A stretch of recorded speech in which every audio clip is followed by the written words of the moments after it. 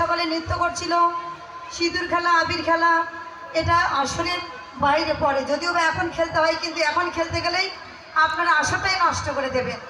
তাই এখানে পরবর্তী দল সুকুমার শাস্ত্রী, আমার এই দাদাভাই ভারত থেকে আগত, তিনি আসবে। তাই এখানে আসরের বাইরে আপনারা সিঁদুর খেলবেন, সবার পরে প্রসাদী সিঁদুর, আসরে কেউ খেলবেন না।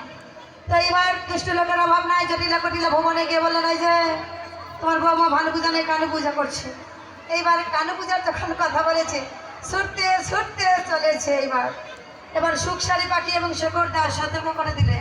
এবারে কানু তখন ভানু হইয়া ফুলের মধ্যে যায়, ফুলের মধ্যে যায়, কানু তখন ভানু হইয়া ফুলের মধ্যে যায়। এবার কানু তখন ভানু হইয়া ফুলের মধ্যে যায়।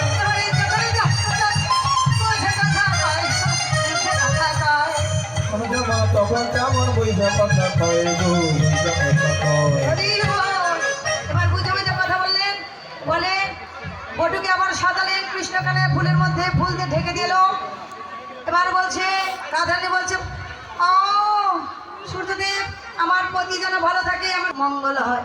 এবার বলছে, এই যে রে, তোরা তো আমার বইয়ের নামে অনেক কথা বলেছিস, তবে অনেক দিদি ভাইরা প্রশ্ন করে থাকে যে নন্দিনী দিদি এই রাধারানীর ছলনা করে পরপুরুষের কাছে গেল, তাতে কিছু নেই, আর আমরা একটু পরপুরুষের কাছে কথা বললেই দোষ হয়ে যায়।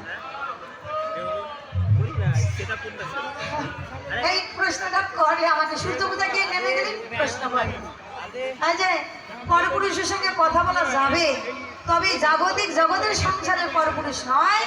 যদি কারো বাসনা থাকে জগৎপতি এই পরপুরুষকে ভালোবাসবেন, জীবনে কোনোদিন ব্যথা পাবেন না, দুঃখ পাবেন না, জ্বালা পাবেন না, যন্ত্রণা পাবেন না, শুধু আনন্দ পাবেন। তাই ওর হরিবল হরিবল। তো এবার কি করলেন, সকলে পূজায় বসে গেল। এবার সূর্য পুজো, সখীগণ বসে যাও পুজোয়।